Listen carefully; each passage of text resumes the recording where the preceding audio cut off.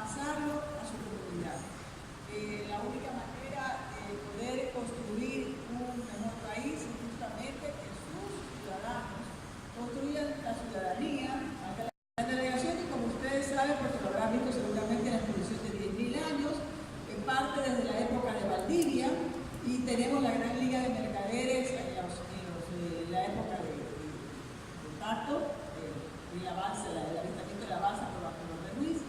Entonces, la idea justamente es que haya este tipo de gestiones, que haya los concursos y que haya las cosas para que realmente absorban y ustedes den su propia versión de lo que están conociendo.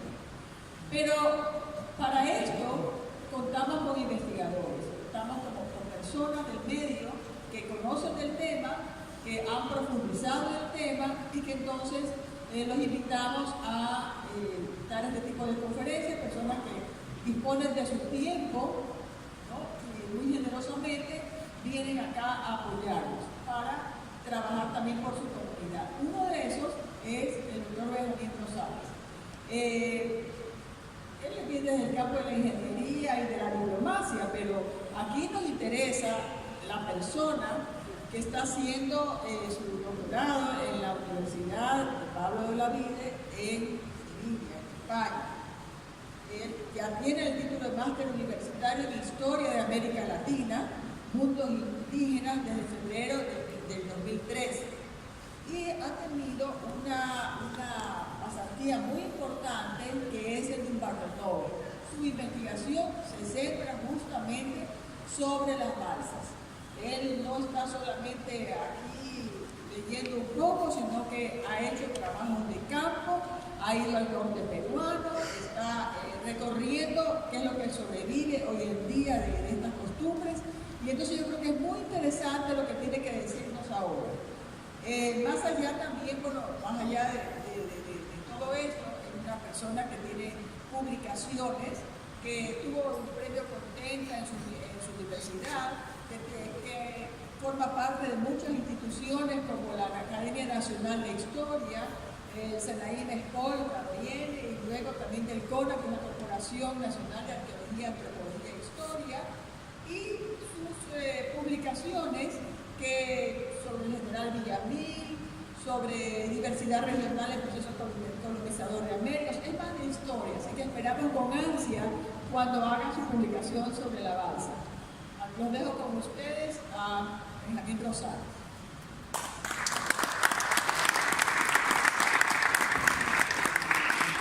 Gracias, Mariela, y bienvenidos todos ustedes.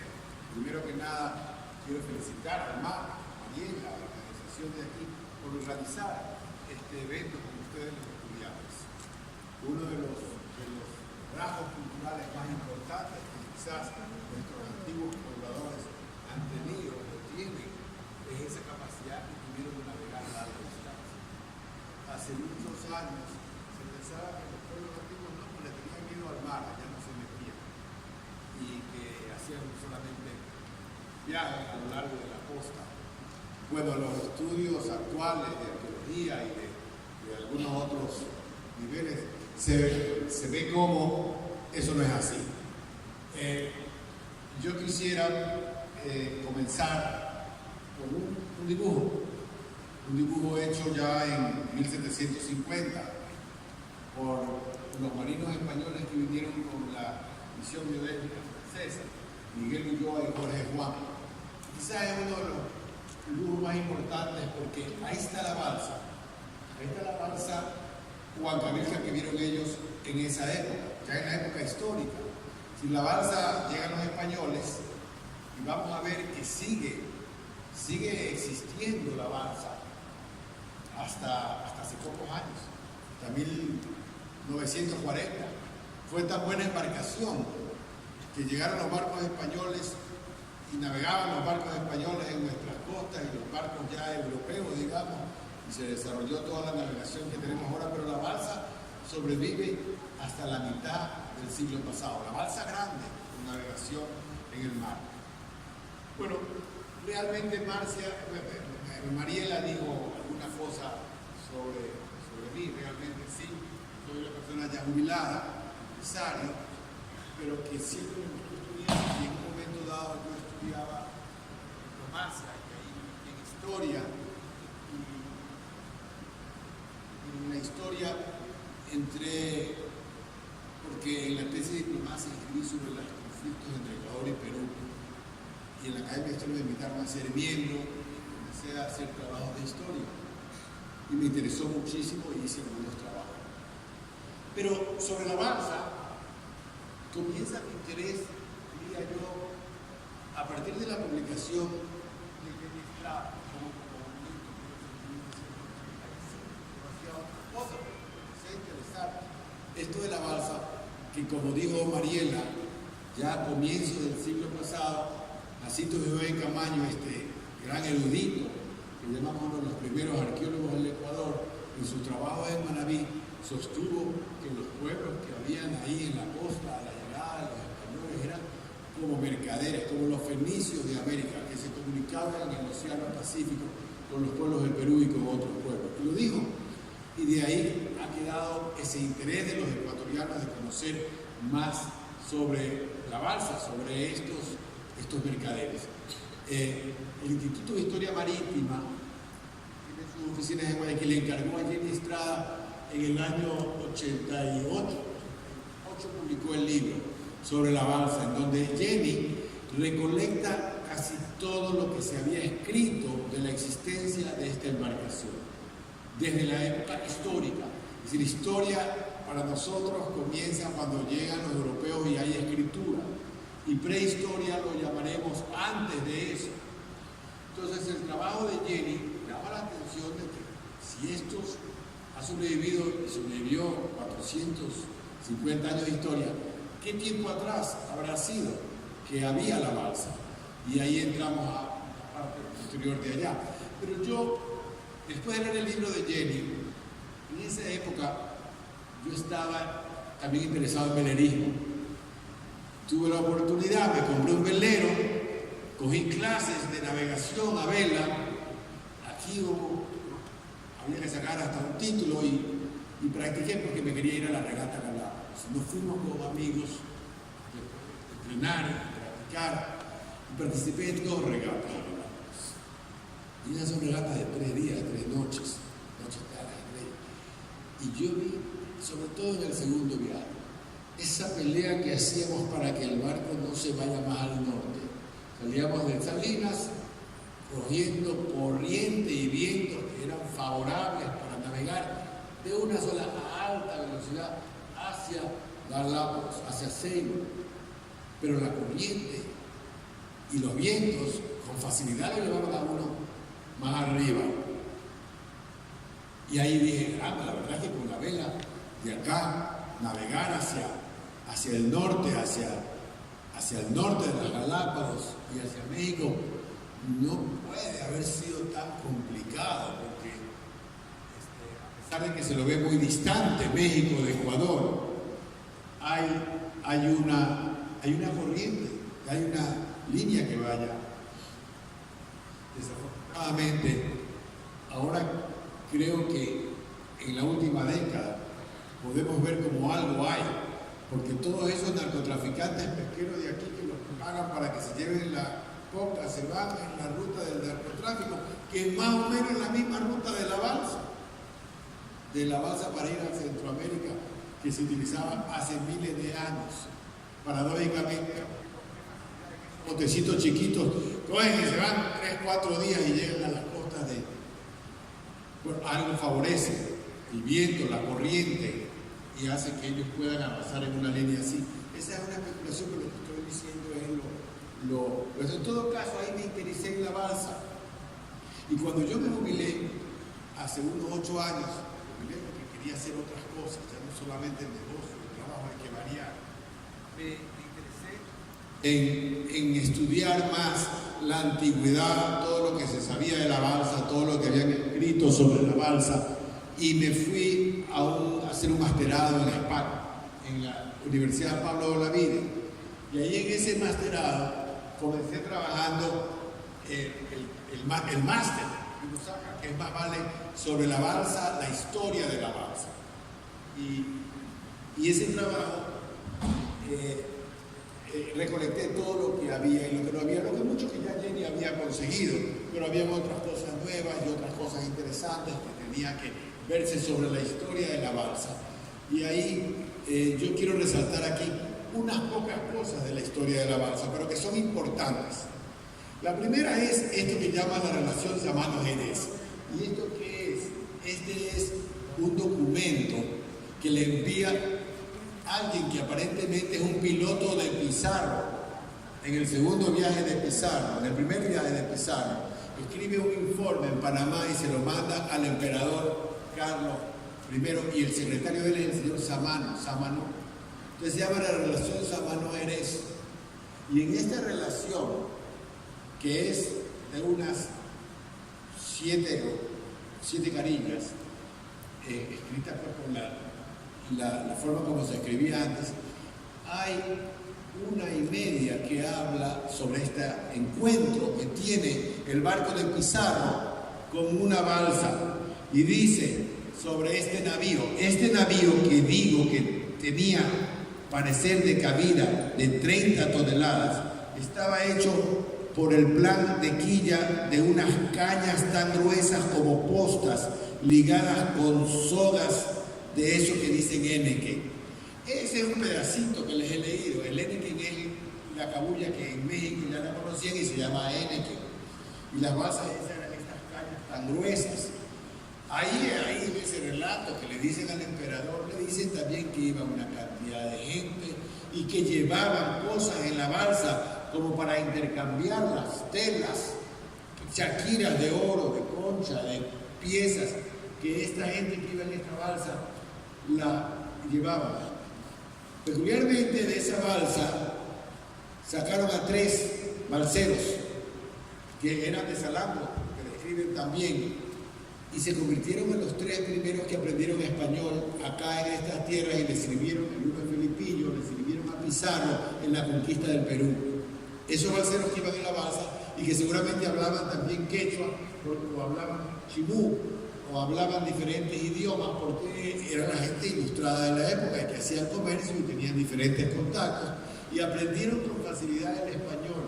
O al poco tiempo, ya en su tercer viaje, iba con traductor Pizarro, ya estos balseros que encontraron los españoles en el primer viaje acá en la costa de Legor frente a Salambo y que cogieron prisioneros y vieron lo que tenían, fueron los guías de Pizarro.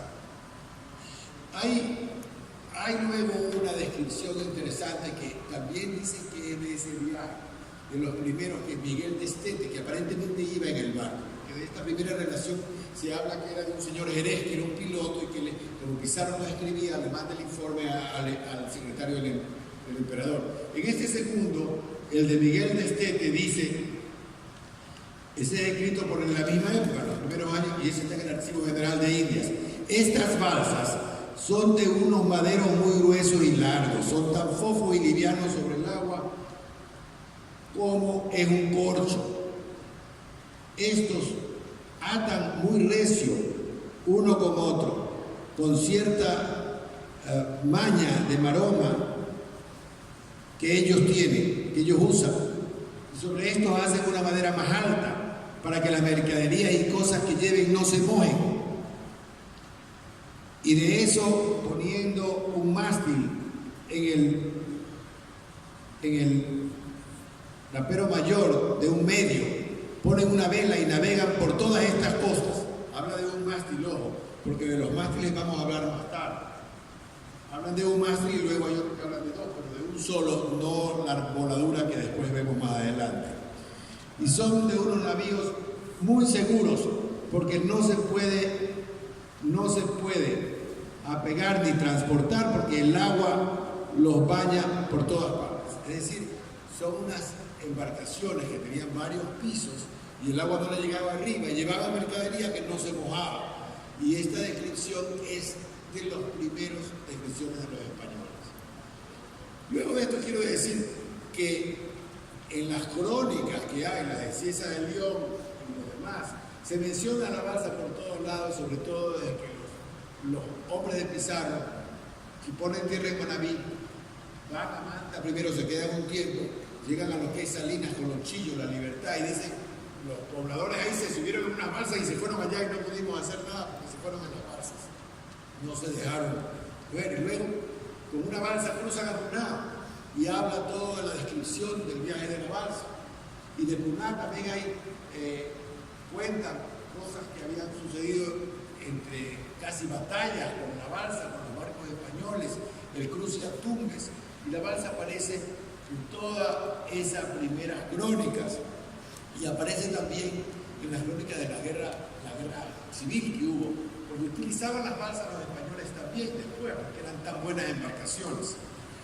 Hay un viajero italiano que viene en los primeros años, se viene aventurero acá y está en el Ecuador y se llama Girolamo Benzoni, y él escribió un libro que se publicó en Italia en 1572. Después de unos años de haber regresado, está por aquí por 1550, y él habla de las balsas y pone un dibujo en su estudio. Es el primer dibujo que tenemos de balsa, y ahí pone varios tipos de balsa: balsas pequeñas de pescadores y balsas más grandes que usaban para transportar. Él dice, son a manera de armadillas formadas por 3, 5, 7, 9 u 11 palos ligerísimos y semejanza a una mano, pues el palo de medio es más largo que los demás. Y eso lo escribe en 1572 en la historia del Nuevo Mundo. Entonces van los viajeros europeos que vienen por acá, y ya a los españoles no les llamaba la atención, pero a ellos sí les llamaba la atención las balsas que encontraban, y escribieron sobre eso. Luego de la escritura, una de las imágenes más antiguas y más hermosas que hay de la balsa es la de Spilbergen. Spilbergen es un holandés y que viene en una expedición pirata, pero los piratas algunos también sabían leer y escribir y eran gente bien culta, porque escribió un libro después de su viaje pirata, que se fue, vino por las costas de Ecuador y se fue de las costas del Ecuador, se fue a Acapulco. Inclusive relatan los días desde aquí hasta Acapulco, en la ruta que usaban seguramente los antiguos balseros, porque él viene desde el sur, y aquí la gente que conoció, y los balseros que conoció en Paita, los balseros que vio aquí, quizás le dijeron la ruta para Acapulco, pero fueron en esa misma ruta directo, sin pasar por las costas de Colombia, donde hay poco viento, donde el agua es muy cálida y donde un velero no anda tan bien, y se fueron a México. Spilbergen hace dentro del libro de Spilbergen, que es publicado en comienzos de 1600 en holandés primero, hay un librito pequeño que pude ver el original en Dumbarton Oaks para ver en 1621. En 1621, sobre este viaje que hacen entre el año 1615 y 1612, ahí aparecen la rada de Paita en la lámina, dibujada por algún dibujante de él, y en esta rada aparecen dos balsas. Una balsa pequeña pero que está en primer plano, donde hay un cóndor, y él describe ahí el cóndor, los puntos A, B, C, D, qué es lo que hay allá.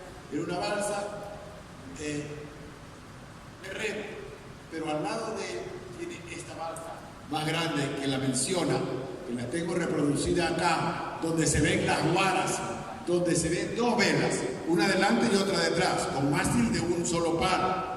Ese es el primer dibujo de una balsa, y es también como la describe la relación Sámano-Jerez y como la describe Stete. Es decir, es una balsa de mar, porque Spilbergen la encuentra en Paita y cuenta que llevaba mercadería de aquí a allá o de allá para acá, y es una balsa de un mástil. No es la balsa que vamos a ver después en el río de Guayaquil, que utiliza una armaladura más de palos en A invertida, que para mí esa es una balsa fluvial que se desarrolla por el gran movimiento fluvial que había en Guayaquil y que era más fácil manejar que una balsa de un mástil. Pero la de un mástil es importantísima para navegar en el mar y facilitar el movimiento. Aquí menciona dos, y en algunos otros cuentos, en algunas otras historias hay tres, una más grande y una más chica, como vamos a ver más adelante. Pero este dibujo de la balsa de Spielberg es importante porque si nos ponemos a ver, están algunos de los elementos. No sé si ven que hay un nivel de balsa, pero hay otro piso más arriba. Algunos describen que arriba hay un piso de caña. Entonces los que iban arriba en el piso de caña, el agua pasaba por la balsa así, y ahí arriba uno se mojaba menos, no se mojaba. Y había una, generalmente se ve por alguna construcción en algún lugar de estos. En algunas de estas descripciones o dibujos, también hay descripciones. Este señor escribe algo de la balsa. A mí, de lo que yo leí de Spielberg, lo que más me interesó después fue el relato del viaje de él después de aquí a Acapulco. Y qué raro, y de ahí de Acapulco se fueron a Asia, siguió el viaje alrededor del mundo, pirateando o navegando a nombre con patente de corso que llevaban de la corona holandesa. Pero en todo caso, lo interesante es que este señor pirata no ha sido el único pirata que escribió libros, porque luego viene otro pirata, el pirata Dampier. Dampier suena francés, pero viene en un ataque pirata de inglés. Dampier escribe sobre la balsa lo siguiente, y escribe bastante, pero quiero mencionar solamente una parte. Él está escribiendo también de los balseros en Paita, que era un puerto obligado para los piratas y todo. Y en Paita dice: los indios de Colán, que es un pueblo cerca de Paita, son pescadores, van al mar y pescan en balsas de troncos muy diferentes de acuerdo al uso para el que se diseñan. Eso quería resaltar aquí en este escrito, que las balsas no eran hechas en una fábrica todas iguales, eran todas diferentes, eran con elementos básicos importantes, pero habían diferentes tipos. Dice, el uso que se diseña, si son para pescar, tienen solo 3 o 4 troncos de 3 metros de largo. Otros son hechos para llevar mercadería, y ahí describen los otros para llevar mercadería, y no les podía poner tan largo porque esto es inmenso.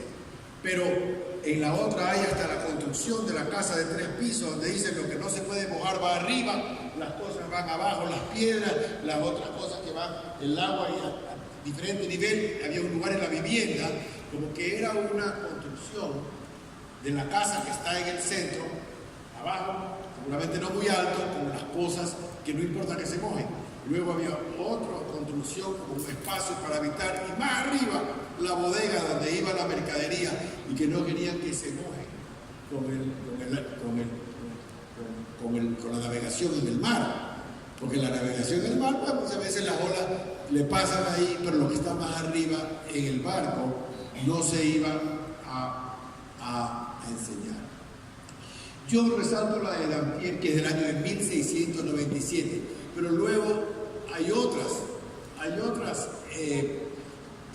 relatos, otras descripciones de balsa, pero la más importante de todas, como descripción de la balsa, es la que hacen Jorge Juan y Ulloa. Y me parece que el que la hace es Jorge Juan, que era marino, y él cuenta él mismo que se sube a la balsa, que la dibuja acá, que ya era quizá una balsa de río, pero con guaras y con todo, igualita que las demás, y sale al mar con esta balsa, navega la balsa, y Jorge Juan describe esto de cómo se navega la balsa, esta herramienta básica y fundamental, sin lo cual una balsa no pudiera navegar en el mar con facilidad. La balsa necesita la vela para que lo lleve el viento, pero solamente pudiera ir a favor del viento, porque sería difícil maniobrar contra el viento. Una embarcación tiene lo que se llama una quilla, una gran cosa más pesada en el centro, que le permite a los barcos europeos, a los que nosotros conocemos, a los veleros oceánicos grandes, moverse contra el viento, porque tienen el contrapeso abajo que impide que traslapen. Estas balsas no tenían eso, son de fondo plano, y si fueran con el viento no pudieran maniobrar porque no los deja ir a donde quieren. los navegantes indígenas que diseñaron y desarrollaron a través de cientos de años la balsa, inventaron las guaras, que son unos tablones, que vamos a ver más detalles más adelante, pero aquí se los ve clarito, adelante y atrás. Esos tablones que al ponerlos arriba o abajo, tienen que coordinar cuáles ponen, del lado derecho, del lado izquierdo, del lado de atrás, para poderle dar dirección a la balsa en la navegación contra el viento. Eso contrarresta abajo la corriente y permite que la balsa sea direccionada.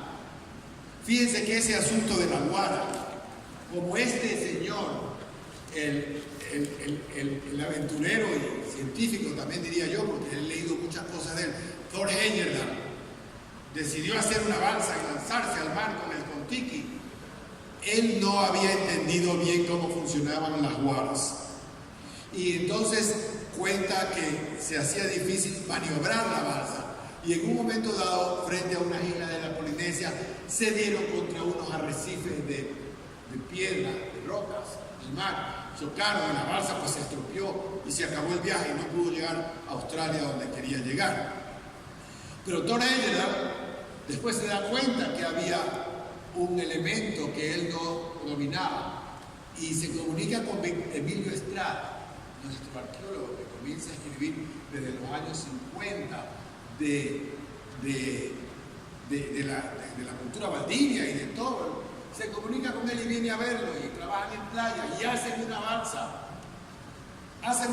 con guaras y aprende Thor Heyerdahl a andar con la balsa y Emilio también. Y Emilio escribe un artículo que sale en una revista de navegación americana.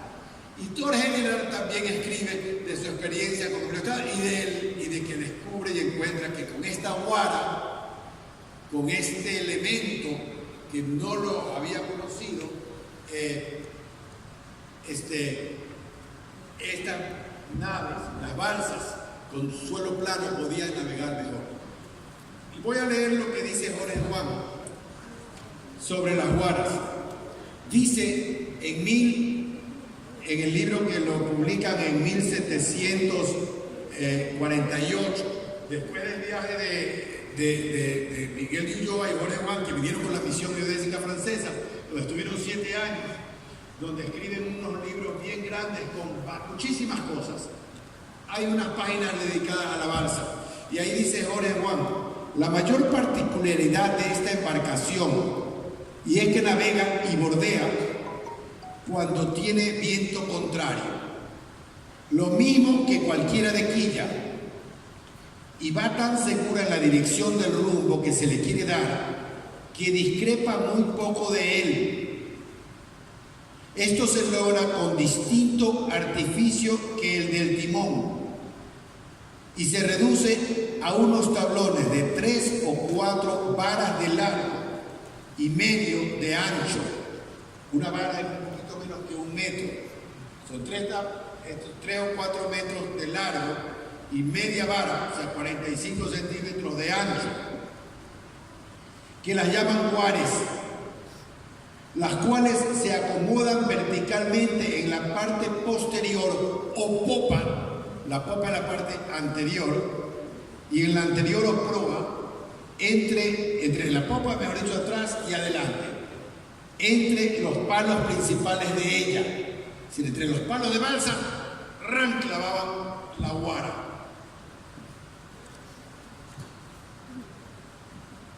De cuyo medio y en el de ahondar ganas de agua y sacar alguna cosa que consiguen que orce. Orzar es ir contra el viento. Entonces, este artificio de las guaras, que Jorge Juan es el primero que da cuenta en detalle. Los otros habían visto la balsa, pero quizás no se subieron a la balsa a navegar y entender la guara. Porque sin entender la guara, no se puede entender esto de cómo funciona una balsa, cómo pudiera navegar en el mar a larga distancia, llevando un rumbo y llevando una dirección. Entonces la guara es un elemento sustancial y fundamental, del cual algo más vamos a ver más adelante. Aquí tengo el dibujo. Este no es de Jorge Juan. Jorge Juan fue el que vimos en la primera carilla. Perdón, aquí cometí yo un error. Este dibujo no es de Jorge Juan. Este dibujo es del señor París, un capitán de la Marina francesa que en 1850, o sea, 1941, publica un libro muy grande, muy bonito, que se llama Ensayo sobre la construcción de los pueblos, de la construcción naval de los pueblos extraeuropeos. Ensayo de las construcciones navales de los pueblos extraeuropeos. Y ahí dice Perú. Él no, seguramente la vio en Perú y en Ecuador, pero la trabaja y pone dentro de esta embarcación que es la balsa. También menciona las guaras. Y ya ahí comienzan a hablar en Europa de cómo esta guara, este descubrimiento, esta forma de navegar con esta herramienta, pudiera ser utilizada en las balsas que se utilizaban cuando zozobraba un barco, cómo pudiera ayudarlos a movilizarse. Y en efecto, en alguna lectura de estas que he hecho, dicen que en el fines del siglo XIX, que inventan estos aparatos de navegación de vela más chiquitos, que es deportivos, el Sunfish y todo, eso lo hacen con una plancha que se clava y se saca. Entonces cuando es con el viento, la saca. Cuando es contra el viento, la clava para poder navegar. Entonces todos esos veleros de Optimus, Sunfish, Sailfish, todos utilizan esta vara que los europeos o el mundo entero lo aprendió que existía y que no hay en otros lados. En el libro del señor París, que es un capitán de la Marina francesa de 1841, él también da cuenta de otras balsas en Asia, en las Filipinas, que también han tenido allá para navegar seguramente cercanamente en el mar de la China, que no tienen igual, que no tuvieron este descubrimiento que es no solamente, mejor dicho, muy especial, sino que es único. No hay, hasta que yo haya leído, ninguna otra. Hay unas jangadas en Brasil, pero la guara no está en la jangada, que son balsas con vela, pero que son más livianas, pero no hay la balsa, son naves más pequeñas que las balsas grandes. Entonces, esto de las balsas grandes es algo peculiar y yo creo que es único de los navegantes precolombinos ecuatorianos. Yo ahí nomás le quería enseñar otras fotografías, unos dibujos de balsas, para que vean que en la historia los navegantes, los viajeros que venían, le llamaban la atención a esta nave. Aquí hay uno muy hermoso, no se lo puede agrandar mucho, que se llama el Chimborazo, visto desde Guayaquil. Esto lo pinta un señor Cardero, que viene en una expedición que se llama Expedición Malaspina.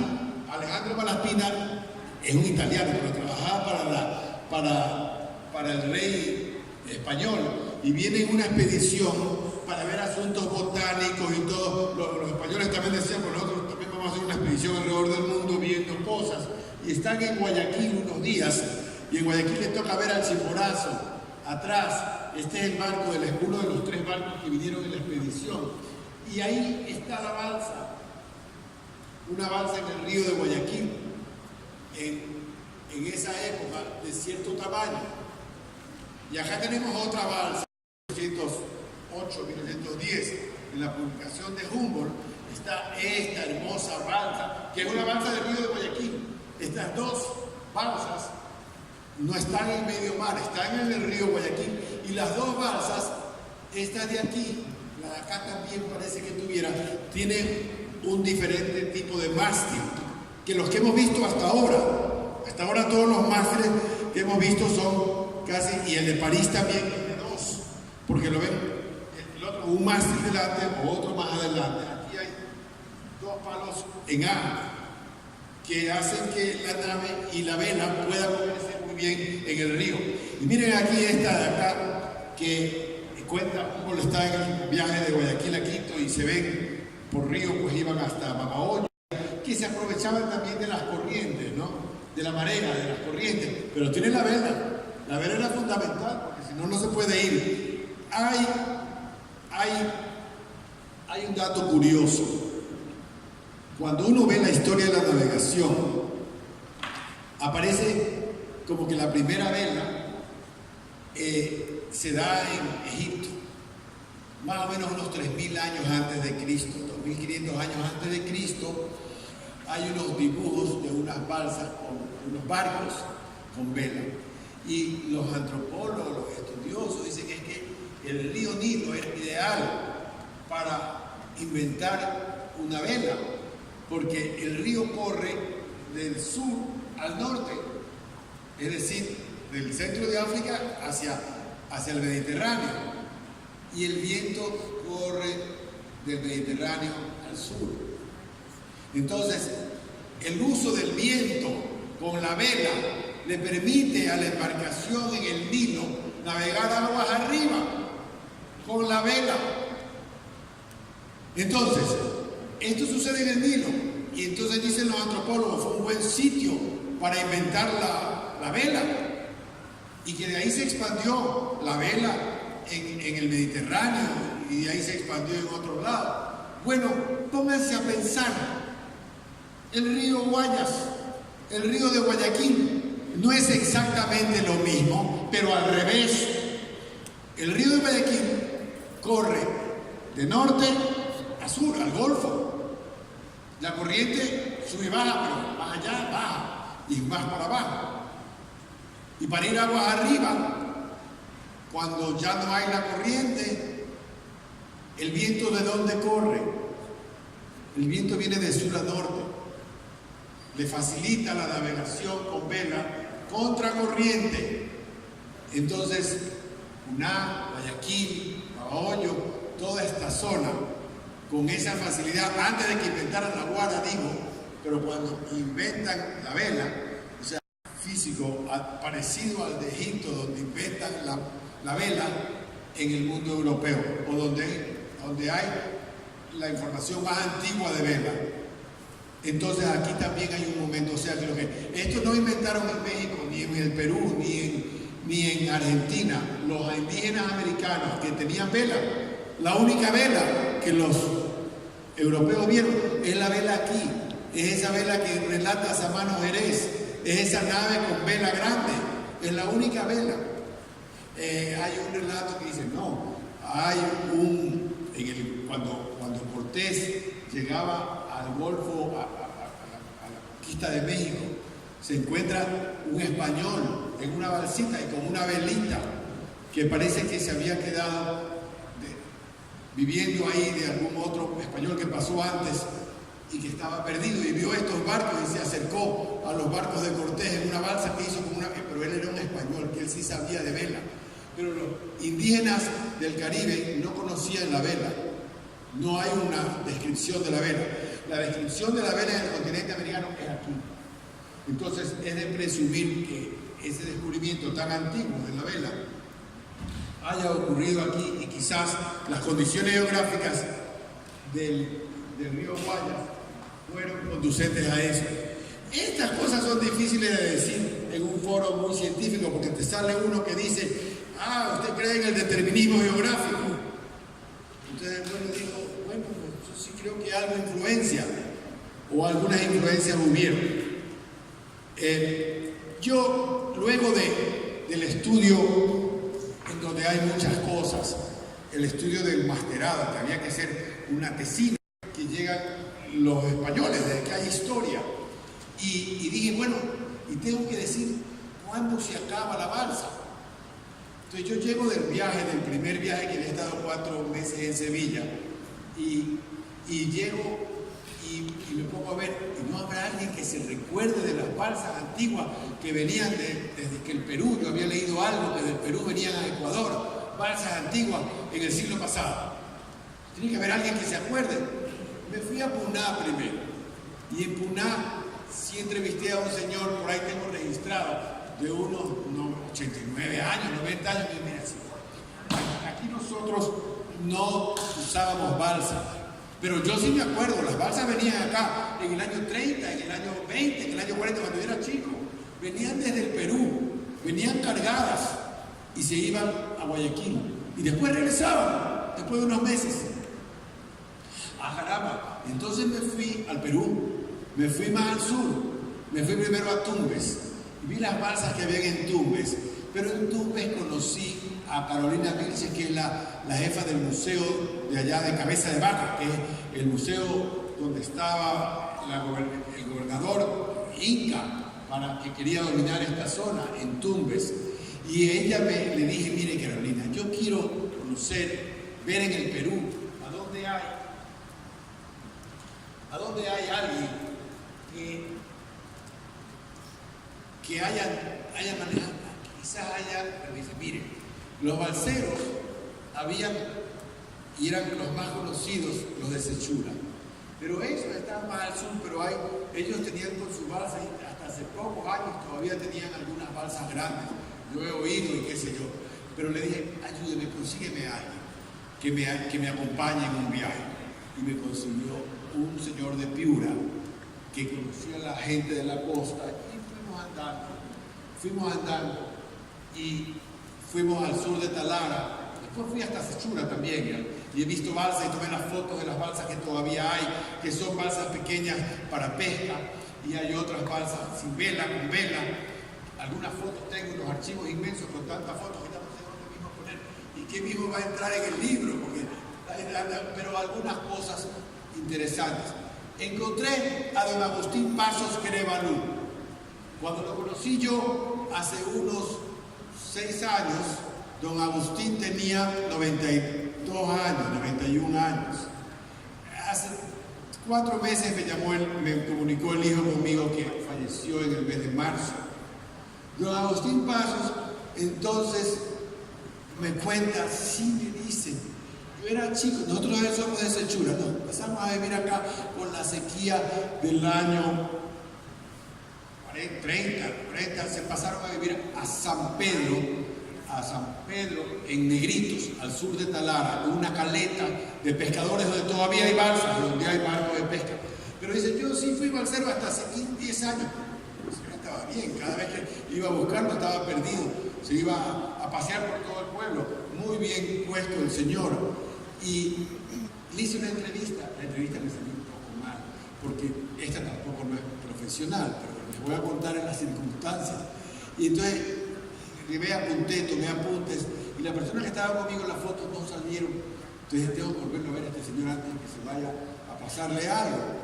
Y hubo un día del muerto en Guayaquil, una celebración, y me voy de mañana temprano, mañana era el día del muerto, llego de una sola de Guayaquil hasta Querevalú, que eran como 6 horas de viaje, 7 horas de viaje, para entrevistarlo al señor. Llego a las 5 de la tarde y don Agustín no estaba en la casa de él, ni la hija tampoco. Chuta, ya regresará, me fui a dar una vuelta, me comí un ceviche porque me he ido de una sola. Y de ahí me dice el vecino, yo pienso que él está en el cementerio. ¿Cómo? Es que mañana es el Día de los Muertos, hoy día, y ellos pasan toda la noche en el cementerio. Entonces fue algo interesante, antropológico, que yo no voy a ver en el cementerio, porque yo he venido hasta acá a entrevistarlo a él, ¿cómo me voy a ir sin entrevistarlo? Y lo he entrevistado en el cementerio. Logré localizarlo, estaba la familia de don Agustín, toda una carpa alrededor, toda la noche del Día de los Muertos. Y don Agustín salió y lo entrevisté con algo que quedó un poco registrado. Es una entrevista que tiene 40 minutos. Aquí vamos a pasar 3 minutos de la historia de don Agustín, que para mí es del grupo de los últimos balseros. Él contaba que venían a Guayaquil todos los años con sus balsas viejas, cargadas de pescado seco, toyo. Oigámoslo y después les relato algo más.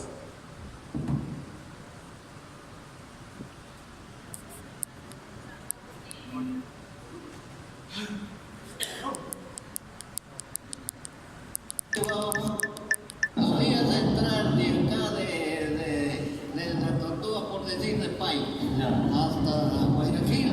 Demorábamos días, no era un promedio de 15 tenía? Porque la balsita que llevábamos Sí. era de palillos, de palos, de balsa, pero viejitos. Viejitos. Ya, entonces. Porque venían ya desgastados. Venían a recambiarlos.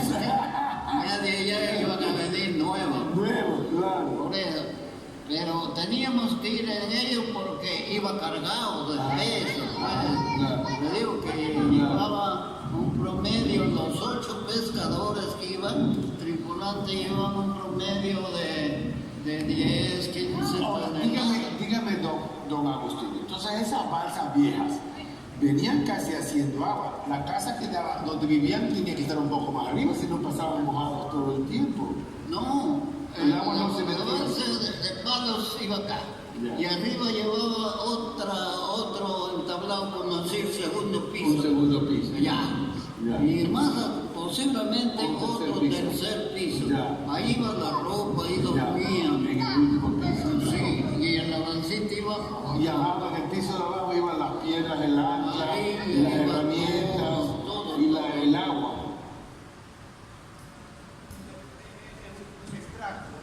Un extracto muy corto, pero de las entrevistas que le hice a este señor, que son 2 o 3 veces y algunas horas, y porque alguna otra vez que me fui, creo que allá cerca, en Máncora, aproveché para visitarlo otra vez. Yo lo he entrevistado varias veces preguntándole cosas que me quedaron huecas, pero en base a la entrevista de este señor, que además tuvo la amabilidad de dibujarme cómo eran las balsas. Ese dibujo es hecho por él con sus hijos. Me mandaron varios dibujos que tengo registrados, que lo vamos a ver más adelante, donde dan los detalles de cómo se hacía la balsa, cómo se hacían esas últimas balsas que navegaron, según él y según otros recuentos que hay, hasta la guerra con el Perú, hasta 1939-40. Estos pescadores de Sechura, para los cuales la balsa era fundamental, no tenían balsa pues en Sechura, no hay balsa. Ellos tenían que venir todos los años a Guayaquil, por un momento trayendo el pescado seco que habían pescado durante meses, traían esto lleno y venían a Guayaquil porque tenían que venir a comprar balsas nuevas. Él me contaba que regresaban, las balsas viejas las desechaban, con la plata de vender el tollo compraban nuevas balsas, amarraban bien sus balsas, las guaras las guardaban, eso no, las guaras las volvían a utilizar en la balsa nueva. En la vela también. Y me dice que al regreso iban cargados a Sechura. ¿Con qué llevaban? No, llevábamos balsas, llevábamos caña guadúa, llevábamos. Ahí en Guayaquil se compraban las ropas, se compraba todo, llevaban llenos de mercadería que compraban con la plata que habían vendido el pescado seco. No es que viajaban en cualquier época del año, el viaje era por noviembre, donde todavía los vientos les favorecían venir hacia Guayaquil. Y venían en noviembre porque el regreso era como en febrero o en marzo, ya cuando es la corriente cálida se les facilitaba el regreso al Perú, que el viaje al Perú de regreso, como el viento viene del norte, hay que ir costeando, es más demorado. Y entonces tenían su época establecida. Y era todos los años que hacían el viaje, porque con eso renovaban las balsas, llevaban caña, vendían el tollo, y esto aparentemente, y tenían balsas para sus barcos que navegaban allá.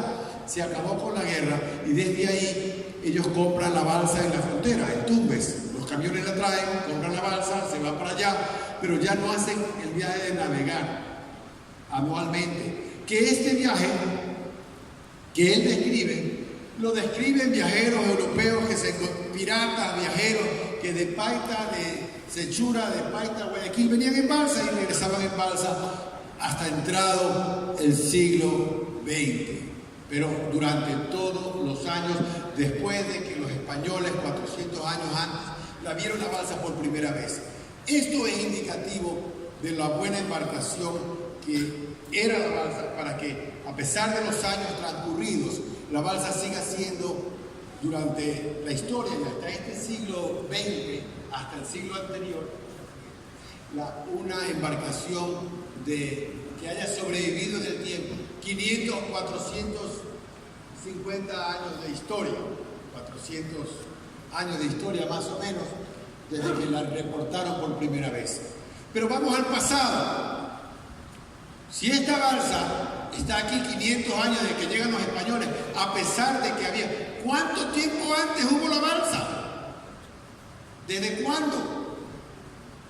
Aquí tenemos en el Ecuador una cultura que sobresale en América, porque es una de las primeras culturas agrícolas, de las primeras culturas cerámicas, y tiene un antecedente. El antecedente de la cultura valdivia es Las Vegas. Las Vegas es un asentamiento trabajado muchos años por un equipo promovido por el Banco Central, Karen Stotter. 40 años ha tenido trabajando, acaba de entregar unas piezas, las piezas, como 20.000 piezas a la Universidad Península Centenaria para que las guarden, de la cultura de Las Vegas, que es cultura precerámica, 8.000 años atrás, antes que los Valdivia. Precerámica, pero donde ya hay vestigios de habitación sedentaria, donde vivían del mar, de la pesca, de los moluscos, pero que también hay horticultura. Recogían fruta, pero tenían ya horticultura, la calabaza, el zapallo, en huertos en sus casas. Esta cultura, el sitio principal, es lo que ahora se llama Museo Amantes del Zumpa. Ese es el yacimiento 80.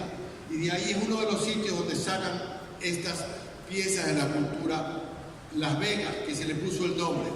¿Qué sucede? Después de la cultura de Las Vegas, que tendrá 500 años, ya hay vestigios de casi 4.000 años atrás, 3.500 años atrás de la cultura valdivia, que pasa a ser una cultura cerámica, en donde la agricultura ya está más extendida, se extienden varios productos, donde hay maíz y donde ya hay otros, y hay desarrollo de la cerámica. La cerámica es uno de los hitos del desarrollo de la humanidad. Hay pueblos que no se desarrollaban cerámica todavía. En Perú hacían ya pirámides, pero no inventaron la cerámica. Que la cerámica es una herramienta que sirve para cocinar, para bebidas, para líquidos, era fundamental. La cerámica Valdivia, y Valdivia se va expandiendo a través de 2.000 años, comienza primero ahí, y luego se expande ya acá. Miren que es un mundo marino. Entonces, estos valdivianos tienen que haber sido los pueblos que inventaron la balsa. Ya en la isla de La Plata, More Marcos y Presley Norton encontraron que habían vestigios de cerámica del Valdivio tardío y dicen, tiene que haber habido balsa desde entonces. Yo no sé, a mí me parece que otros dicen que no, que eso no es suficiente prueba, que pueden haber ido en canoa. Yo pienso que Valdivia, que tuvo este desarrollo humano, primero se expandió y se expandió a San Isidro, a la Emerenciana. Yo pienso que buscó también sitios donde había más posibilidades de hacer agricultura, maíz todo el año, porque la península del clima es un poco seco. Y esta expansión allá quizás promovió que también haya transporte de allá para acá de maíz, de trigo, de comida, de alimentos. Y la balsa, con el desarrollo de Valdivia y Chorrera en la cuenca del Guayas, fue un sitio que se hizo necesario inventar. Y que inventaron la balsa, la vela y después la guara, ya desde esa cultura valdivia. Pero esto es algo que, hipótesis que sostienen algunos arqueólogos. Y yo creo que es muy interesante y es algo que se tendrá que ir viendo con los próximos años. A ver, si yo quiero resaltar es una cosa aquí en este cuadro. En los arqueólogos que estudian la cerámica en Mesoamérica, hay muchas cosas que les llama la atención. Hay tres importantes con respecto al Ecuador. El uno es el sitio de Capacha, que es en Colima, en el oeste de México. La cerámica Capacha tiene unas semejanzas muy grandes con la cultura machalilla, 1450 a.C. La arqueóloga Kelly ya desde hace 20, 30 años y después muchos atrás de ellos dice, esta cerámica que aquí no había y de repente aparece, se parece a la machalilla. Oh sorpresa, en el oeste de México, que es un sitio que vamos a repetirlo más tarde porque es recurrente con su relación con la zona nuestra, con los Valdivios. Luego hay una cerámica que se llama de Ocos en Guatemala. que es pocos años después, 1000 años antes de Cristo, encuentran que la cerámica de Opos tiene esto de la pintura iridiscente. Ellos le pueden decir qué es eso. Es un tratamiento especial a la cerámica que se inventa y que se hace en la cultura chorrera, que es más o menos 1000 años antes de Cristo. Entonces la especulación de Latro, de Coe y otros arqueólogos importantes que han trabajado en esta zona de la Victoria, en la costa de Guatemala, es que esa cerámica tiene que haber venido de algún lugar, la tecnología para hacerla vino de repente y que puede haber venido por mar. Porque ¿qué más puedes pensar? Porque esa cerámica no está pues, a todo lo largo de la costa, no está en Colombia, no está en Panamá, solamente está acá en Machalilla y allá en Opos. Luego hay otra evidencia cerámica que yo la menciono y que es a fines de la era pasada, 100 años antes de Cristo, 100 años después de Cristo. En Guanacaste hay varios, durante esos 200 años, varios estilos, diseños de cerámica que no tienen nada que ver con lo que por ahí había y que los estudiosos del tema dicen que eso es Huancala. Entonces, en esa época, algunos parceros también llegaron allá y llevaron esa tecnología de la cerámica. Entonces, en cuanto a cerámica, he identificado esos tres, pero pueden haber muchos más que los estudiosos tendrán que seguir viendo más adelante. Veamos otros vestigios arqueológicos de que hubo transferencia de un país a otro.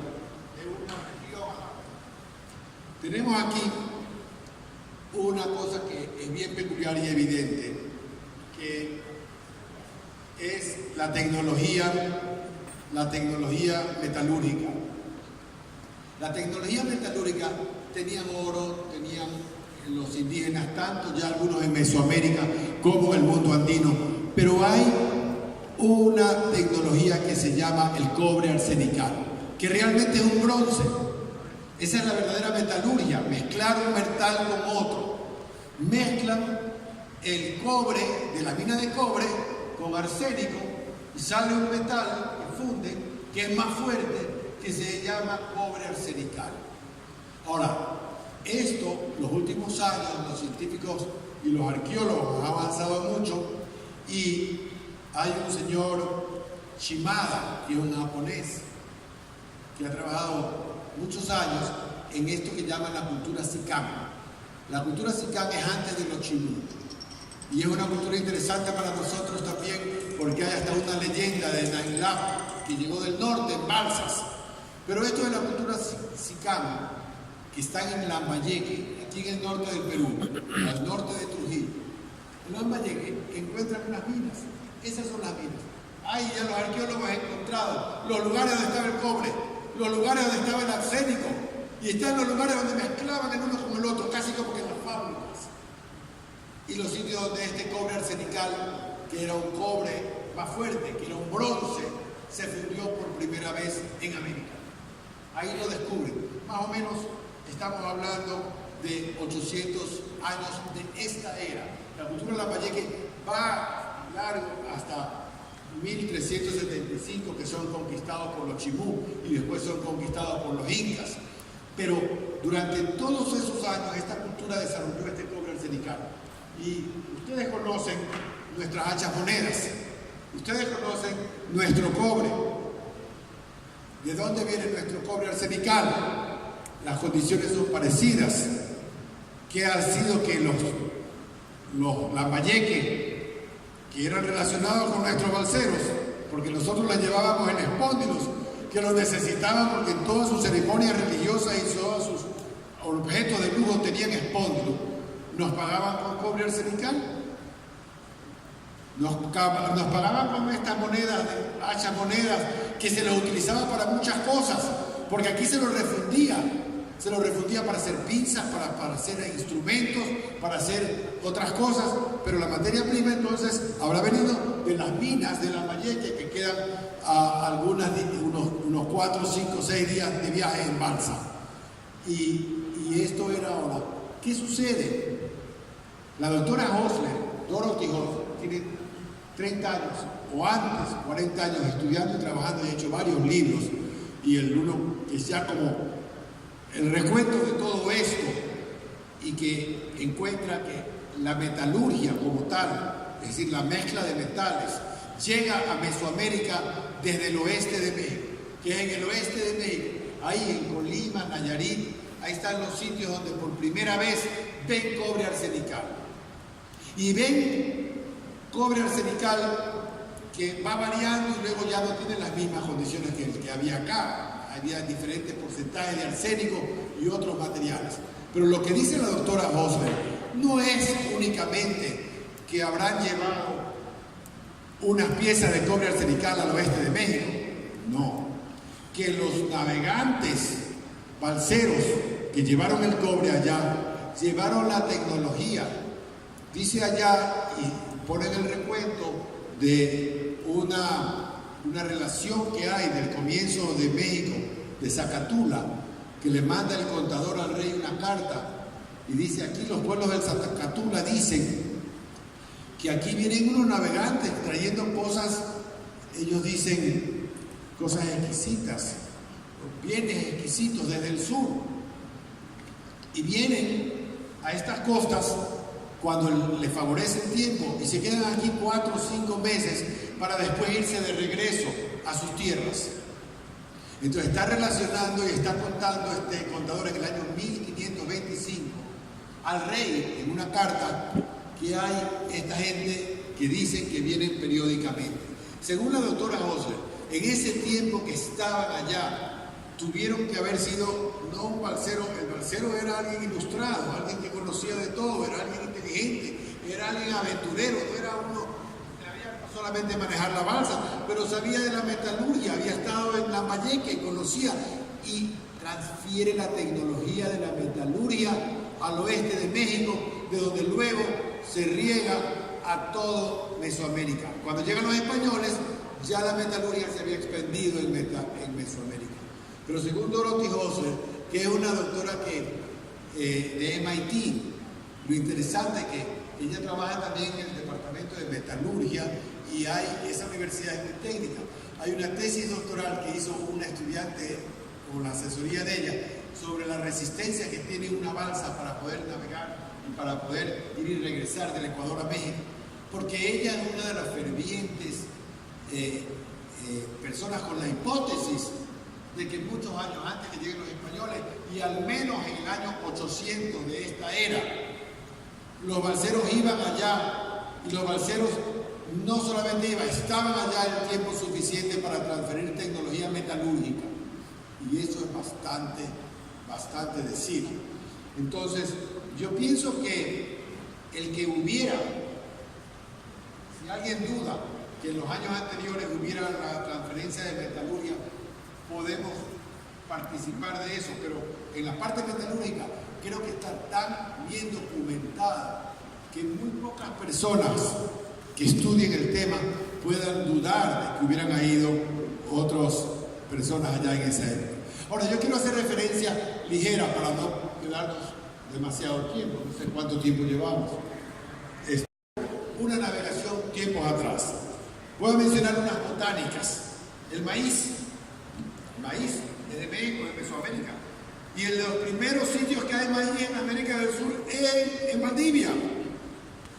Entonces pudo haber venido el maíz y de aquí regarse. O, como dicen otros, el maíz tuvo dos desarrollos diferentes, el uno allá y el otro acá. Y de repente igual se cruzaron el uno con el otro. Porque si uno va en una balsa va llevando maíz y si trae viene maíz. Yo tengo el ají. No sé si ustedes se han dado cuenta que entre los pueblos de México y los de la costa del Ecuador y del Perú, el ají es un elemento fundamental y en general. Entonces, ¿habrá habido intercambio de ají? Seguro que sí, y de todo lo que tenía que llevar en la balsa. Hay un elemento importantísimo de la Amazonía, de la alta Amazonía, algunos inclusive mencionan la zona de Caquetá, Putumayo y Napo, porque ahí hay mayor concentración de diferentes especies de cacaos, de árboles. 15 años, una interesantísima investigación de Francisco Valdés, de un sitio que se llama Santana La Florida, que queda en la provincia de Zamora Chinchipe, en la cuenca finalmente del Alto Marañón, en la cultura mayo Chinchipe. Y Valdés, que está esa población a 1000 y pico de metros, dice que encontraron fitolitos de cacao. O sea, que había cacao domesticado ahí, o charco domesticado. La teoría dice que los pueblos de América del Sur no consumían la semilla de cacao como tal, sino la fruta. Y que la domesticación del cacao era por este árbol frutal que la fruta usa. Uno ve el mapa entre Zamora Chinchipe y la costa del Ecuador, y es el sitio donde la cordillera sube menos en todo. Sé que el sitio más fácil que el cacao puede haber sido transferido de oriente a la costa. Y esto sí sucedió hace, según este sitio de Santana La Florida, es de 2000 años antes de Cristo, tiene 3500 años de historia. Entonces, el cacao ya había en la costa cuando nuestros navegantes comenzaron a viajar al norte, y ya había en el año 1100 o del año 800 antes de Cristo o 700, cuando el cacao aparece por primera vez en Mesoamérica. Entonces, ¿qué está? Si nuestros balseros en ese viaje largo llevaban varias mazorcas, que además ahí no se daña la fruta, no sé si se han dado cuenta. Yo puedo cosechar cacao y tenerlo ahí 3 semanas, lo abro después y como la pepa con el jugo bien rico, para navegar durante el tiempo y llevar su provisión de azúcar y no comer solo pescado y comer otras cosas más. Entonces, esta fruta, que la comía como fruta, llega a Mesoamérica. En Mesoamérica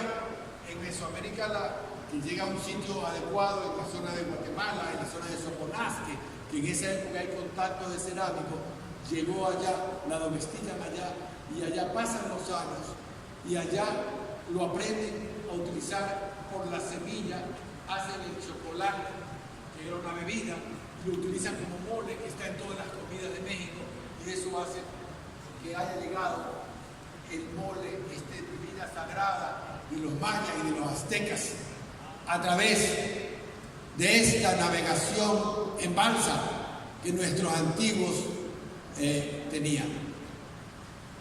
Hay otro producto más que es americano, pero también era en Egipto y en la India, que es el algodón.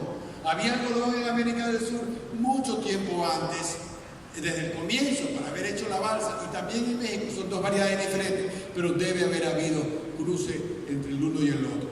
De hecho, más que el algodón, y además del algodón, hay una antropóloga americana que acaba de morir, Patricia Anna Wood, que ella hace un estudio de la ropa, de la vestimenta, de que usaban en el oeste de México, en estos años estamos hablando, y encuentra que las figuras de allá, las figuras de los esteros, de Bahía, la ropa entre hombres y mujeres es igual de México con Manabí en los años 800, y siendo que en este lado del oeste de México la vestimenta era unos pantalonetas en los hombres y unas falditas pequeñas en las mujeres, que no era lo mismo que el resto de Mesoamérica, solo ahí, de que pudo haber llegado textiles y ropa y productos que hicieron que inclusive hayan modas entre uno y el otro. Yo quisiera mencionar dos especies botánicas. La una es un pájaro, que es un arrandés, jay se llama en inglés, que hay en una zona específica del oeste de México, en unas montañas de Colima, y no hay en todo el resto, y es igualito a uno que hay en la costa del Ecuador, en la península de Santa Elena, en el norte del Perú, y que aparentemente es un pájaro que imita la voz humana y que lo utilizaban también como mascota, y que lo pueden haber llevado nuestros balseros para allá, y por eso existe allá en este lugar únicamente. Y hay otro animal, y mejor amigo del hombre. Hay un animal que es el perro mexicano sin pelo. Pueden verlo en internet, ahora está de moda. Este perro mexicano sin pelo, que aparentemente es originario de un perro del oeste de los Estados Unidos, y que al llegar al oeste de México se desarrolló, se mutó en no tener pelo, porque hacía mucho calor, porque lo criaron así, lo buscaron que vaya especializándose, mutándose a eso.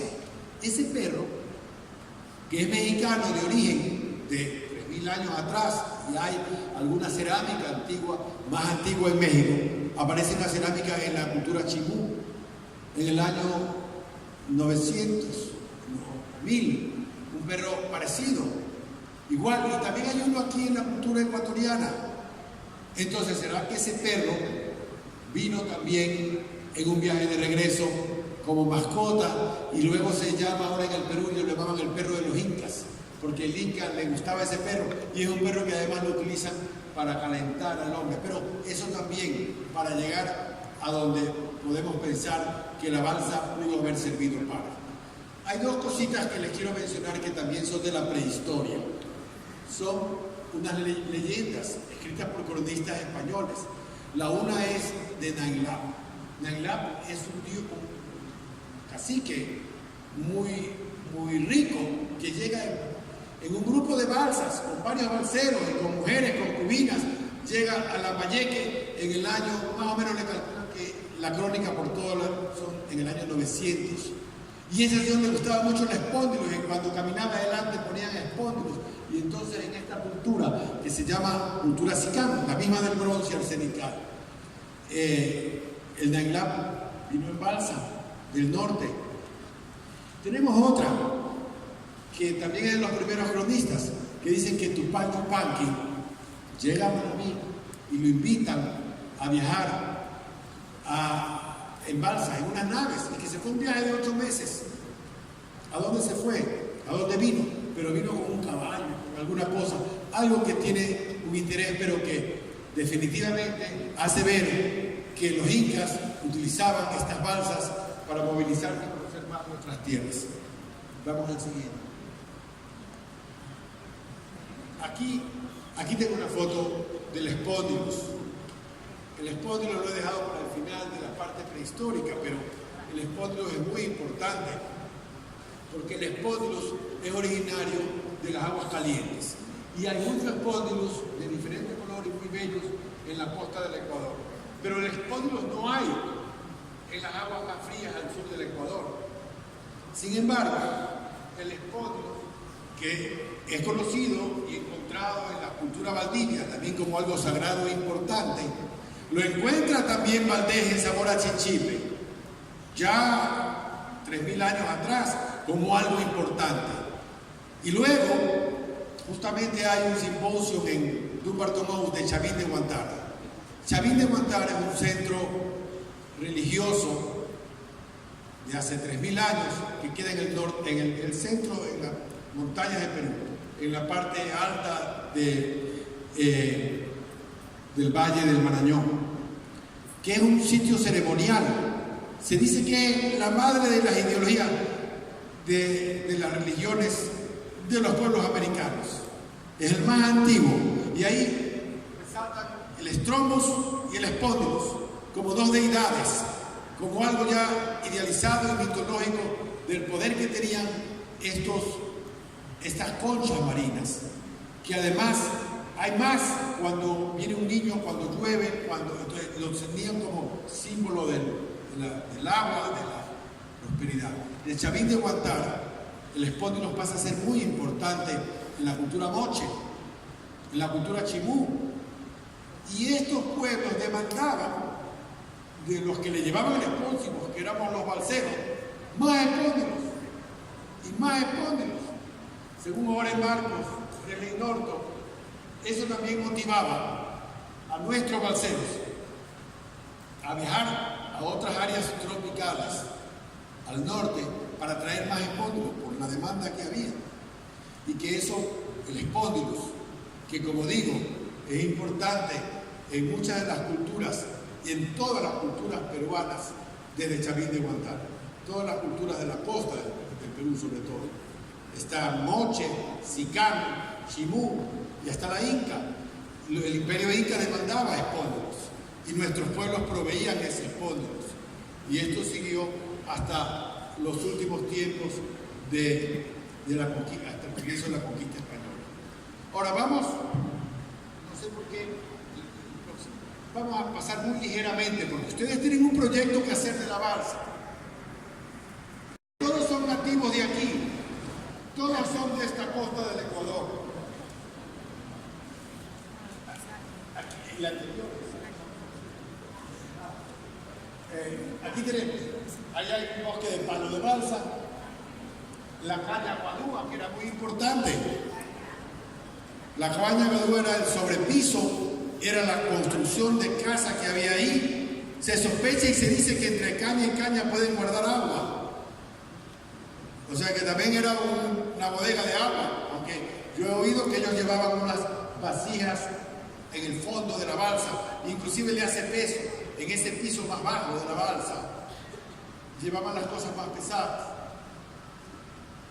Tenemos allá la cabulla, que es lo que habla este señor Samano Jerez, el eneque. La cabulla es un elemento, pero debo decirles, y vamos a ver más adelante, que no era el único elemento que servía para atar.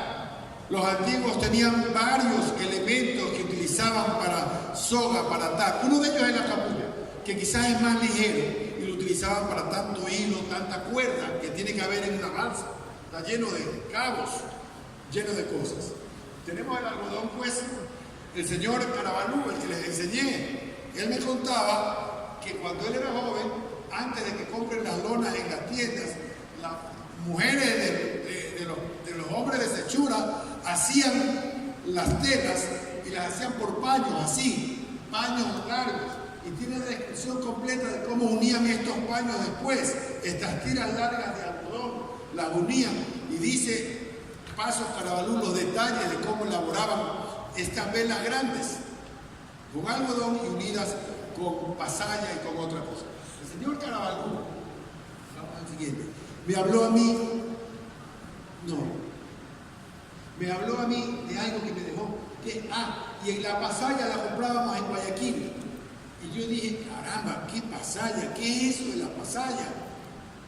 Y sí, y decía que era muy importante la pasalla porque era una soga, una cuerda, una cosa para atar muy resistente y muy resistente al agua salada. Entonces le pregunté a mi amiga Karen Stott, le hice oír, ¿qué es lo que habla este señor de pasalla? ¿Qué le digo pasalla? Así le dicen la cabulla aquí, como unos ignorantes de estas cosas. Y después, no, pasalla. Y entonces es el zapán. Es el zapán, pero la pasalla lo llaman en el Perú porque era un zapán de jaile. Que el jaile que lo hacían acá, lo compraban en Guayaquil, el zapán. Entonces el zapán es tres tipos de árboles. Lo fui a ver con Libertad Regalado de mi amiga antropóloga Manavita, y yo quiero ver a dónde hacen el zapán. Y todavía había alguien, un señor Laurido, ahí en un pueblo que se llama al norte de Jipijapa, donde estaba él, me llevó a la finca, y ahí está el señor cortando y jalando la corteza del árbol. Este aparato está ahí cortado, ese es uno de ceibo, el otro es de jaile, y al lado está un pedazo de cuerda ya hecho con este material. Este material lo sacan, lo secan y luego lo van torciendo, es un trabajo duro.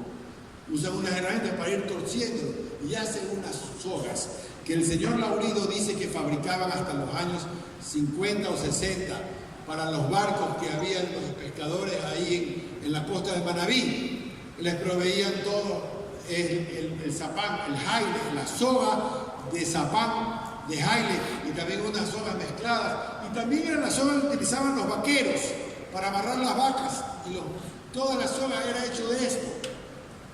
Lo que pasa es que estas cosas se van perdiendo. Y si no lo hubiera registrado la forma, no hubiéramos visto algo. Y ahí fui a verlo y hice algún pequeño informe de eso, pero todavía está el señor vivo. No sabemos qué tiempo más dura, pero él quizás es el último jailero o el último que hace zapán. Yo no me hubiera enterado de esto si no es por mi amigo Pasos Carabalú. Aquí tenemos al lado de allá arriba un dibujo de montañas Campañón. Hay otro elemento que utilizaban los balseros, que no lo tenemos registrado, pero que es la brea, el copé. El copé tiene que haberlo utilizado para impermeabilizar muchas de las sogas y la propia balsa. nosotros no tenemos una constancia completa de eso, pero sí sabemos algo, que cuando llegaron los españoles, hay un relato, en este relato no puedo mencionar quién, pero estamos hablando de 1570, 1560, decía que el barco español que venía con dificultades porque estaba haciendo agua y necesitaba calafatearse. Y se para por más o menos por Colonche. Y entonces mandan unos indígenas que van a Colonchillo a ver este copé que tienen ahí y que sirve muy bien para calafatear los barcos. Y entonces, el calafatear quiere decir entre madera y madera, tienen que ponerle pues para que no se filtre el agua. Le ponían esta brea que hay en la costa, que hay en la península, que es lo que se descubrió en Salinas hace 100 años, el petróleo, y ahí se sacó petróleo durante 80 años. Pero es el mismo copé que afloraba y lo utilizaban los indígenas para... Y también hay otro elemento que son las piedras.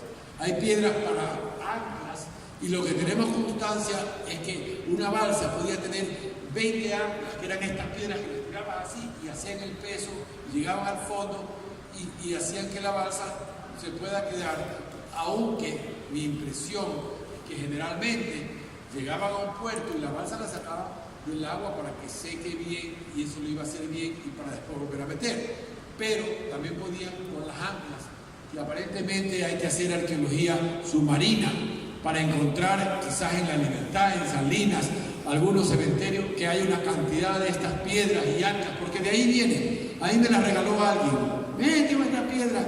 Y en efecto, esta piedra se ve que ha estado metida en el mar mucho tiempo.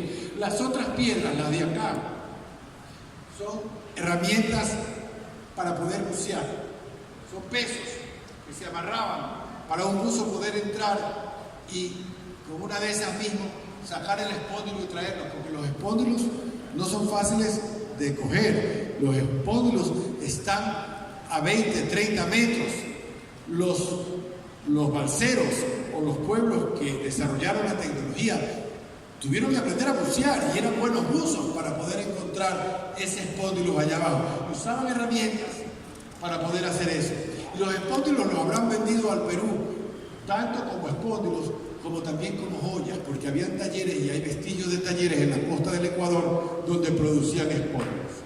Y entre los elementos pues, más importantes, y ya estamos por terminar, es la guara. La guara era un elemento fundamental. Y entonces a mí siempre me llamó la atención la guara. Y cuando estuve en Dumbarton Oaks hace unos años, conseguí que me autorizaran y fuimos con un equipo de Dumbarton Oaks al Museo del Indio Americano, a las bodegas que quedan a las afueras de Washington.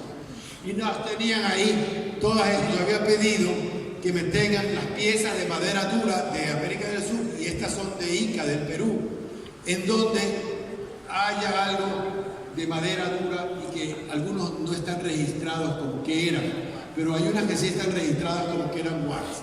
Y luego de eso yo he ido a ver también en el Museo de Lima, en el Museo de Ica, y he visto algunas de estas piezas que son maravillosas. Me parece que estas guaras, que hay muchas, son ceremoniales, porque las encontraron en un contexto de enterramientos. Es decir, el balsero que estaba allá en Chincha, en Ica, que fueron los balseros de la última época que llevaban el espóndilo al Cusco, cuando se enterraban con guaras. En su lugar de enterramiento decían, y estos sí fueron encontrados, y hay museos en Europa. Ahora, nadie ha hecho el estudio. Estos museos son complicados, no solo el mar, los de allá también. Y dice, ¿por qué no sacan un pedacito para ver primero el contacto que tuvo con el mar? Pero se nota con los colores de ahí, del mar. Tienen una forma que aquí tienen un espesor menor que acá. Y acá tienen a ser más duro. ¿Y para qué es eso? Para meterlo con facilidad entre las dos maderas, entre las balsas, y que no se vaya al fondo. Y es más, la impresión es que aquí amarraban telas y cosas para evitar que eso se vaya al fondo. Pero estas guaras que hay en los museos del mundo y que están registradas como que si fueran del Ica, que se preservaron allá, ¿por qué? Porque es seco. Seguramente las guaras de aquí hubieron y todas fueron pudriéndose o después ya las utilizaron como leña. Y no tenemos en el Ecuador una guara antigua, pero hay en museos del mundo gracias al clima que hay en el sur del Perú, que es seco y que ha permitido preservar estos elementos. Unos elementos que, como digo, tengo muchas fotos. Aquí está la importancia de la guara en el mismo cuadro de Jorge Juan. Y aquí están los diferentes museos en donde hay estas guaras y faltan estudios. Ninguno los ha hecho de qué año es esta guara, cómo fue, pero ciertamente han de ser de los últimos años antes de la colonia, del año 1300, 1200, habrá sido la época que hay esta guara. Los pueblos de Chincha, según María Rosmorowski, que es una antropóloga peruana, son los que en la época de la llegada de los españoles, acuérdense que la cultura chimú había sido aniquilada por los incas y el cacique de Chincha era leal al inca. Los balseros se trasladaron a Chincha llevándoles espóndilos allá, porque el que compraba espóndilos ahí ya era Cusco, que queda más cerca de Chincha. Y entonces era el eje del imperio cuando llegan los españoles. Entonces el punto de contacto con los manabitas para los incas fue Chincha, en el sur de Lima, en el sur del Perú. Pero lo de las guaras es un elemento muy importante y, como digo, fundamental para explicar la existencia de esta navegación. Ahora vamos a lo de las velas, que le llama la atención. Un navegante, un explorador del siglo XX, casi del siglo XXI, John Haslett, hizo una balsa desde Salamo.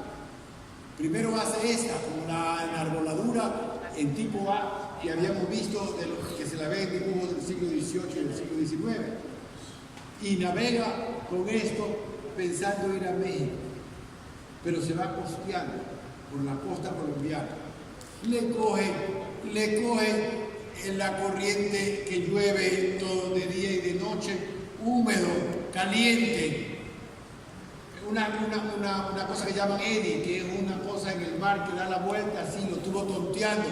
Al mes y medio estaba al norte de Colombia y se mete por abajo y la balsa se estaba desapareciendo, se la comían unos animalitos que se llaman teredo navalis, que crecen en el agua caliente, donde hay no hay viento, no hay navegación rápida. La balsa tuvo que parar en un lugar en Colombia y se destruía la balsa.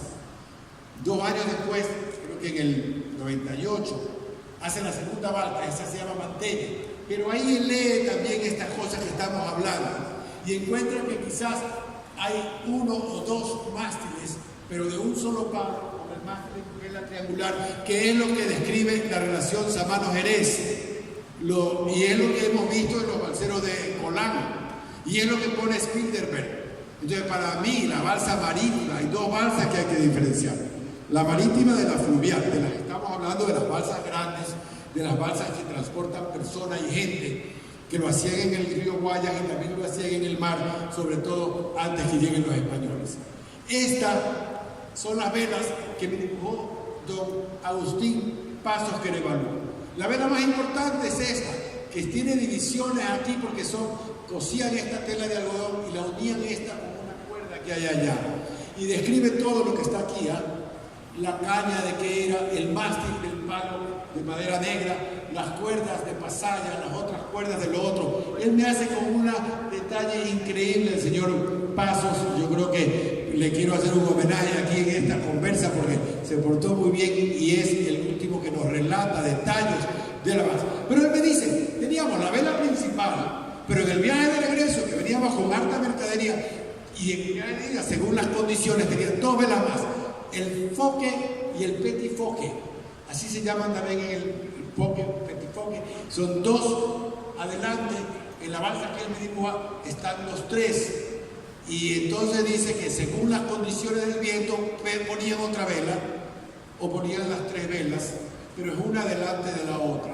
Entonces hay una diferencia en las velas y los mástiles que usan las balsas fluviales que les fueron reportadas en el río Guayas y desde Puná a Guayaquil durante la época colonial, de las balsas reportadas por piratas o por otras personas o que navegan entre el Perú o entre Ecuador y Panamá, que las registró Dampier, O la misma balsa que encuentran los españoles en el primer viaje, donde hablan de velas, no de una, de triangulares del tipo anterior y no la vela cuadrada. Pero aquí hay una combinación, la cuadrada con las triangulares en el dibujo que nos hace Pasos. Entonces yo creo que tengan presente eso cuando ustedes hagan su dibujo de la balsa y que tengan una cosa en cuenta. Ni en esa época, ni ahora, ni nunca hay una balsa igual a la otra. Cada uno es como una fábrica de hacer balsas. Cada uno hacía su balsa y uno quizás utilizaba ciertos elementos y el otro hacía de otra manera. Veamos el siguiente. En el siguiente tengo unas fotos de... No, ahí están diferentes balsas, fotos que he tomado en el norte del Perú, las unas, otra vez de una balsa de pesca, y aquí hay unos dibujos de Guayaquil, hay balsa vivienda también, hay fotos de balsa vivienda, hay relatos de gente que vivía una época del año en los esteros, en balsas que pescaban y andaban. Y aquí hay una balsa en la costa del Perú que la toma la foto en 1898, Brown, una balsa grande de un mar. Estas balsas dicen que se utilizaban en Salaberry para desembarcar los barcos grandes y que se utilizaban mucho. Y esta es una foto del Contiki. Yo quiero terminar con una foto, un dibujo que me encontré el otro día en la Feria del Libro, en el stand de los españoles. Veo este libro que se llama algo que publicaron los españoles, planos antiguos y mapas antiguos. Y veo este mapa hecho por Diego Méndez. Diego Méndez, un mapa de 1588, publicado en España. Es un mapa de América del Sur y me encontré con la peculiaridad. Aquí ponen una carabela, una barca española, y aquí ponen una balsa. Aquí lo tengo más grande. Entonces los españoles tenían claro, y están dibujando aquí, que en 1580 la balsa seguía movilizándose aquí. Y está en la mitad del camino entre Ecuador y México. O sea, quizás mientras hubieron barcos españoles, siguieron habiendo los primeros años en la colonia esta embarcación indígena, porque los indígenas seguían comunicándose entre ellos. Si los españoles comenzaban a llegar, no tenían control de todo. Entonces, pero eso es interesante ver.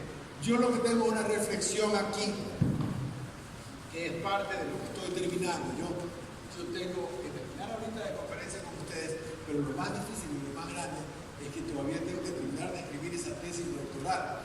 Ahora en Europa te dan 5 años de plazo, se me vencen en abril. Yo tengo que terminar de hacer todo el trabajo para presentar. Pero yo, en base a lo que vengo leyendo, yo creo que puede apoyar, sustentar cualquiera de las hipótesis que dicen que hubo una comunicación entre México o Mesoamérica y América del Sur o la costa de Ecuador. Y yo diría que con mucha seguridad se puede hablar de 1500 años antes de Cristo, es decir, hace 3500 años, a finales del periodo Valdivia, que ya se desarrolló una embarcación y por los vestigios arqueológicos, esa embarcación pudo haber servido de vínculo transoceánico, de vínculo entre las costas de Ecuador, de Manabí, de Santa Elena, del norte del Perú, con las costas de Mesoamérica, de México, del oeste de México. Y esa es la comunicación entre las dos grandes, o las dos únicas grandes civilizaciones que se desarrollaron en América. Civilizaciones en el sentido en donde se desarrolló la agricultura, la cerámica, las artes, la música, el Estado Inca o el Imperio Inca y el Estado Azteca son dos ejemplos de ello. Son los dos lugares donde la civilización se había avanzado más en América cuando llegan los españoles. Yo lo que quiero decir es que gran parte de ese avance de estos pueblos americanos pudo haber sido al aporte de nuestros antiguos aborígenes Valdivia, Chorrera, Machalilla, que pudieron comunicarse con una embarcación como esta, algo que ahora nos puede parecer como irnos a la luna. Ellos lo hacían porque eran gente aventurera, gente práctica, gente emprendedora. Y ahí está parte de la raíz de los ecuatorianos y de los guayaquileños en especial, de los pueblos de la costa, que no tenemos miedo de ir al mundo a vender, a intercambiar productos y a buscar prosperidad para nosotros. Eso es todo, les agradezco muchísimo.